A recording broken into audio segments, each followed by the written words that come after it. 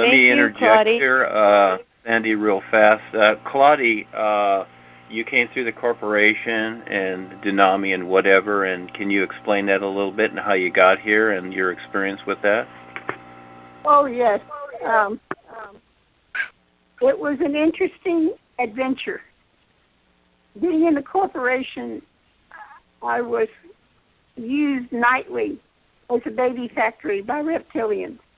And this started me on the journey to research more and more information because it wasn't in vogue in the 60s really to believe in extraterrestrials, as I worked in a sensitive government installation.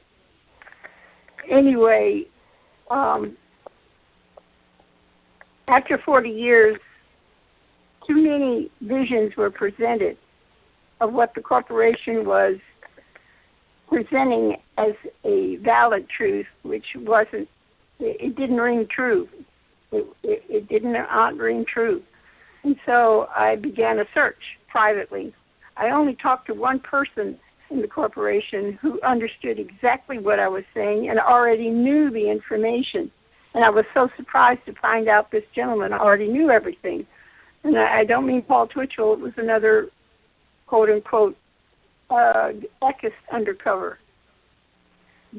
After the 40 years, I left the corporation, closed up shop, turned off the light, and went out the door. And so I was mad and just said, well, this is really the pits. Nothing's working out here. I want the real stuff. What's happening? What's going on this planet? And where is all this falsehood being foisted on unsuspecting persons? Who's doing this and why? And so eventually I got led to a corporation, another corporation, followed Paul Twitchell's information, that was led by Darwin Gross at the time. And it was called Dunami. And it had Paul Marche and his wife Tammy Marche as the head of that organization. They presented the same information that Paul Twitchell had, but put a different spin on it, what they needed.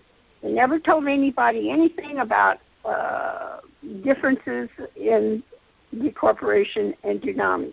They just presented their information and left it up to you to figure it out, and please send in your monthly donation.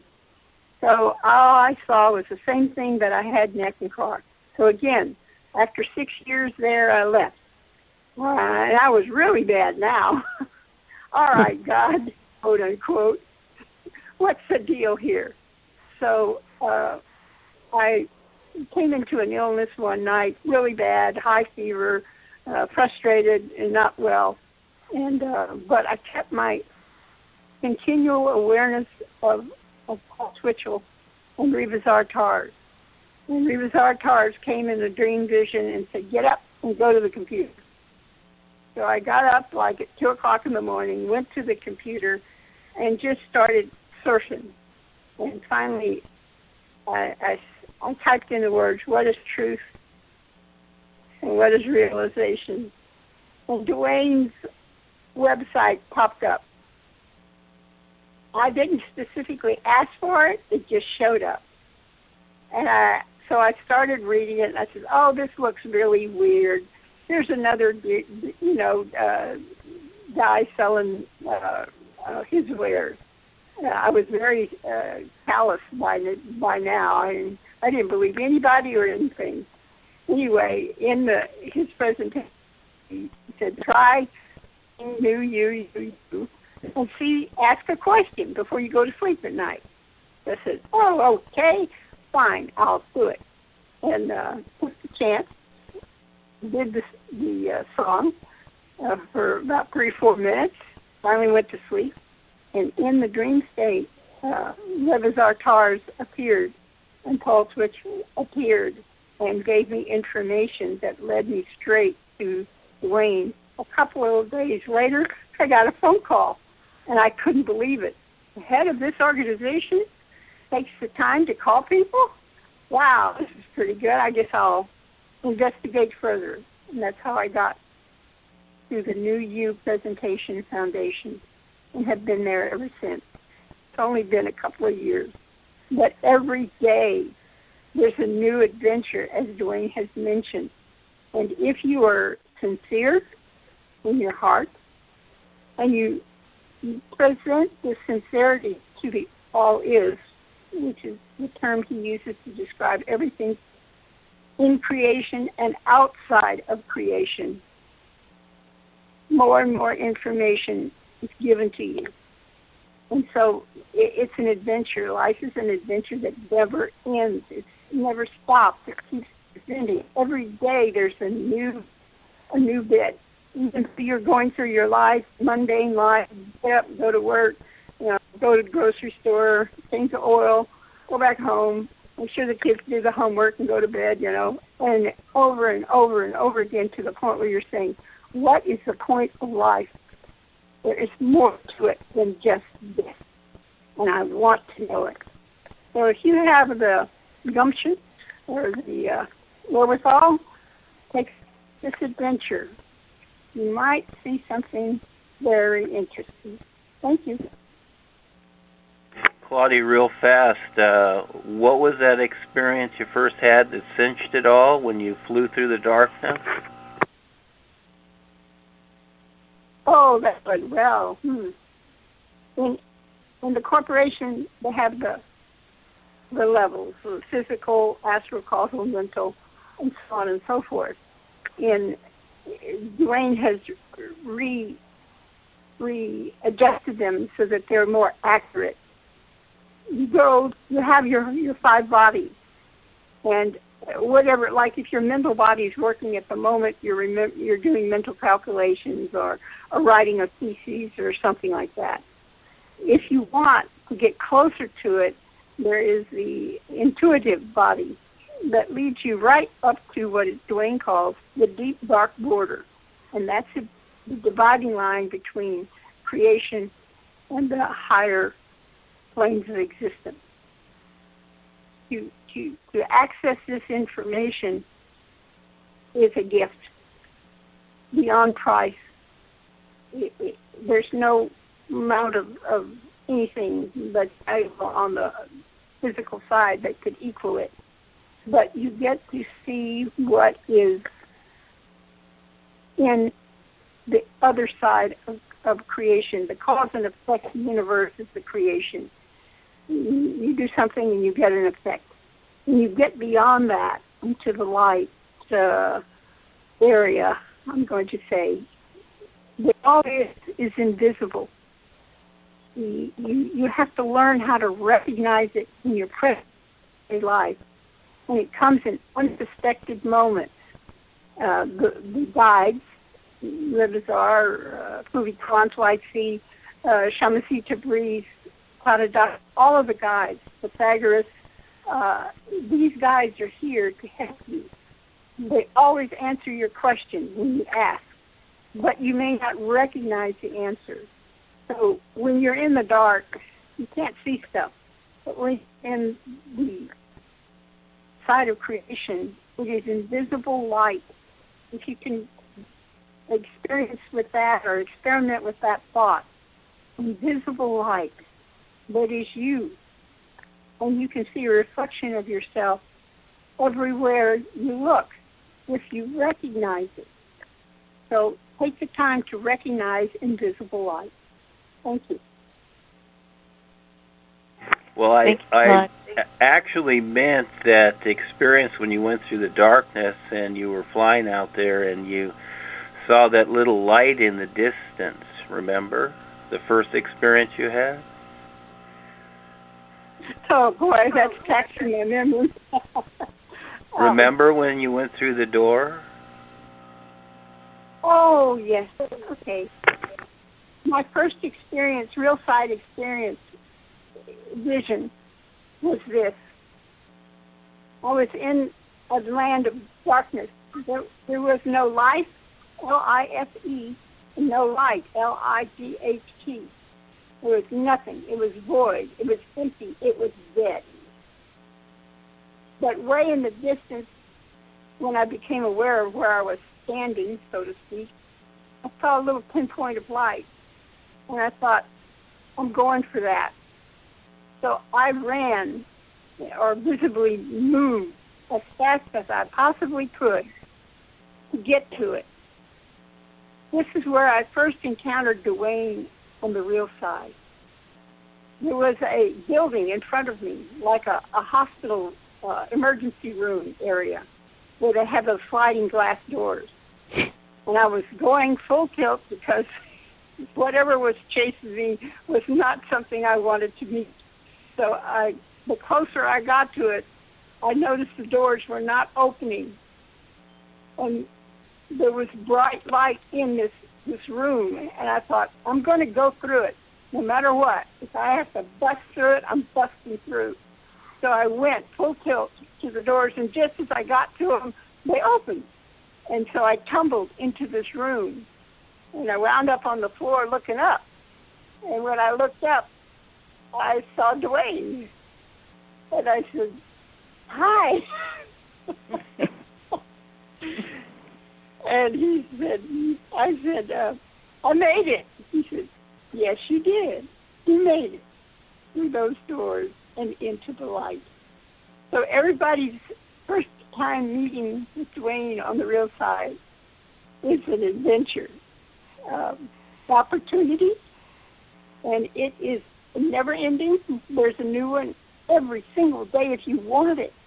All you have to do is have the purest intent, and by pure I mean sincere, pure sincerity in your heart, and then experience the joy, in my opinion, of what you're given. It's just freely given to you. And that gets you to the point of gratitude, sincere gratitude, and you're so thankful. And there are those guides, and you recognize them in your everyday life, who show up in disguises to see if you're paying attention, and they help you out of some terrible situation you've gotten yourself into. I fall in a pickle barrel every now and then, and I go, oh, help me out of this one. And they have saved my life many times. So the gratitude that I express here comes from this experience, and it is never ending. And I invite anyone to come join the adventure. There's a bunch of people out there doing it. So thank you. Thank you, Claudie. Does anyone else have anything they would like to add or say? I'm going to turn people on here just so to make sure that if they're not talking that they're muted. Okay. He's going to turn the mute back on, so anybody who has anything to say. Everybody is free to talk now. Anyone?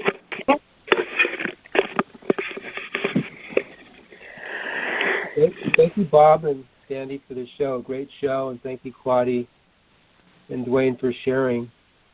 I did have a question for Duane.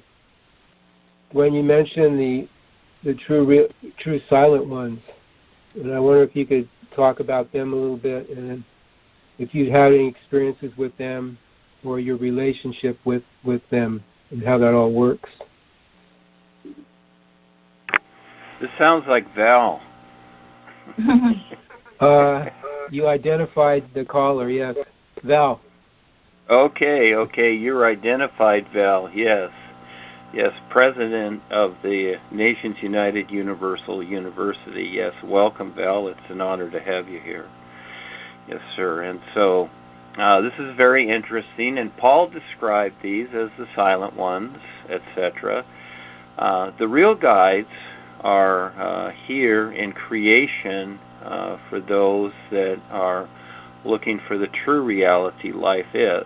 And so until the individual, you might say, is ripe as fruit and is ready to take the risk to see this, they're allowed to, do whatever they do. But when an individual is ready, the real guides step up and provide an opportunity for people to start to recognize this reality in various ways. It takes a while, just like us growing up in this life. And so when it comes to the true silent ones, now the true silent ones, I call them that, these true beings, they are they're in the real universes, and they have recognized themselves to a position where they are just awesome beings of light. And comparatively, and Claudia can verify this many times as we're dealing with the Orions, because Rebisar brought 700,000 of them, requested them to come into creation a while ago as we were dealing with the Orion Queen and what have you. And her experience, I'll go off of that, is that, we're a certain size, like 6, 8 feet, whatever, 6, 5, 6, 7 feet. The true silent ones are like 10,000 feet comparatively in creation, but they handle, you might say, in a particular way, the real universes, and the activity there is what they do. They very seldom come into creation at all, just like Paul described. But for this, I really requested this, and the Queen going into the Phantom Zone and whatever, etc. The boys did it, and so Rebisar brought them over for what is happening in creation right now, because of the consciousness in creation that most people don't see. In other words, most people are in their own little bubbles and their own little la-la lands thinking it's this or that, but there's a much bigger picture that's going on, and overall creation is imploding because of the unconsciousness. And I better describe this in Book 4, The Adventures of Rebisar Tars, where when I had my adventures there, like Paul had in the Talents of Time, meeting the Supreme Deceptor, whose offset is the influence, which I talk about many times in the books, etc. It's very, very real. And again, it's being able to recognize these. But the true silent ones, you cannot even consider what they are. You cannot even consider what the all is. But these are beings that have made their place and have recognized the isness, and their position, they stand real with the all is and support it. And so in the meantime, we have the intermediates, which are the Real UNUversal Guides for those in creation, wherever they're at. We just happen to be on Earth. We're in a place in life. We're in a place in creation right here. So there is a succession of whatever, and each individual has the opportunity to have these positions also for themselves. So it's not like in the business world, but in the real universes, it's endless. It's an endlessness which is here now. This is the new nowness. So these individuals, relating to them, for the most part, they don't relate to the personal self like the real guides do. The real guides, again, they're kind of like the babysitters and the intermediates until the individual has the recognition and capability to stand real with the all as themselves. And each individual decides their real journey with the isness life is. And going back a little bit, this is where Paul made a God Worlds chart as an example. I'm just using this as an old reference. It's not now, but it's an old reference. And basically said on that, he gave 12 levels, but he said it showed on the 9th level that the idea was basically the highest that soul can reach. In other words, very few will continue on into this isness, and for most people it's just places. But these the true silent ones, they have a particular relationship with the isness, and because of what creation has come to at this time. And I decided this adventure. Someone had to decide it. It just doesn't come about. They don't interfere with people's free will. If creation implodes and is gone and disappears, well, it's because of the individuals here that are deciding it. And excuse me, people look to gods and aliens and whatever to save them. Well, realistically, it's with each person to decide to see how this is done for themselves. There's no such thing as saviors and what have you. There are others that assist us, of course, but just like the life that we live here, we have to do it ourselves. We have to eventually figure it out ourselves. And so this usually becomes the stumbling block to where, for the most part, people just follow something instead of stepping up and supporting something that really makes sense and is very, very real. And so when I created this new presentation, I decided not to have a membership or anything like that. It was more so that each individual starts to recognize their real relationship with the whole of life and decides to step up and stand real with those that support the true reality life is. This is the whole idea of the new presentation, the worldwide educators, and everything else that we do for those that have the courage to see more and step up. And so, yes, people can have experiences with these true silent ones, but to recognize their position, that's something else. That's huge. And so a step at a time, we start off with the real guides, and that's huge itself as to how life is. So for the most part, in the meantime, in a way, these are cute ideas and cute stories, but to get into the reality of what this is, well, that's a whole different thing altogether, beyond the mind and the senses, etc. So, you know, all we can do is kind of hint at what is really going on. And this is the awesomeness that life is. It is so endless, and what we're experiencing here is so minute, so very, very minute. And for the most part, what has taken place today with the technology, this has become an invented cyberspace position that has really distorted so much, and people have become so involved in it that they can't see anything else. So again, there's a virtual reality that's created here, and again, it's another reflection and aspect of creation and is not part of what is real. The true reality, the real universes, are so much better and no restrictions at all. But again, it's choice by each individual. But yes, people can experience the true silent ones. Use the new UU, see what happens.